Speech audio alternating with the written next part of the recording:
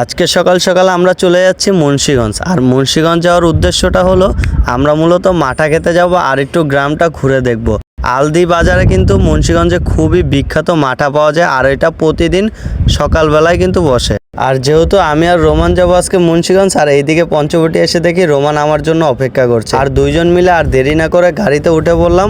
সর্বপ্রথম আমরা মুক্তারপুর যাব, আর ওইখান থেকে আমরা আলদি বাজার যাব। আর যাওয়ার পথে কিছুটা এইরকম অবস্থার ভিতরে আমরা পড়ি। এইদিকে রাস্তার কাজ চলছে, যার কারণে রাস্তার অবস্থা এখন খুবই খারাপ। আর দেখতে দেখতে কিন্তু আমরা ব্রিজে চলে এসেছি। আর যেহেতু সকালবেলা এখন, আর ব্রিজটা খুবই সুন্দর লাগছে। গতকাল রাত্রে বৃষ্টি হওয়ার কারণে ব্রিজটা একটু ভিজা আর মেঘলা আকাশ দেখতে কিন্তু খুবই ভালো লাগছে। আর আমরা কিন্তু এখন ব্রিজ পার হয়ে গেছি। আর এখান থেকে আমরা একটা গাড়ি নিয়ে সোজা চলে যাব আলদি বাজারের উদ্দেশ্যে।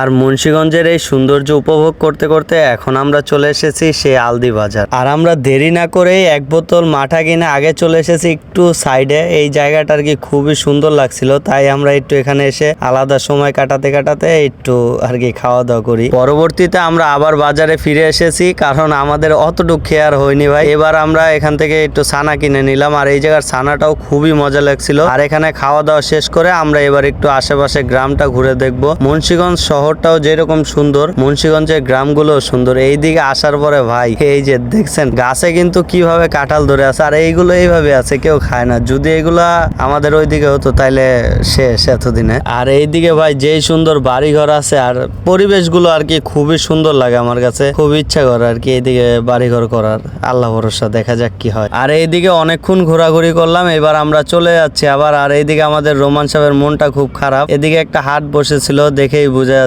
এইদিকে আসলে ভাই মূলত মানুষজন ওইরকম থাকে না, কোনো জ্যামজট নাই, তো দেখতেও ভালো লাগে। এইদিকে আপনি সারাদিন ঘুরলেও আপনার ওইরকম বিরক্ত লাগবে না আর কি। আর আমরা দেখতে দেখতে কিন্তু মুক্তারপুর ব্রিজের উপরও চলে এসেছি। আর ভিডিওটা বেশি বড় করছি না, ভিডিওটা এখানে শেষ করে দিচ্ছি। ভিডিওটা ভালো লাগলে অবশ্যই লাইক, কমেন্ট, শেয়ার এবং চ্যানেলটি সাবস্ক্রাইব করে আমাদের পাশে থাকবেন। ধন্যবাদ সবাইকে।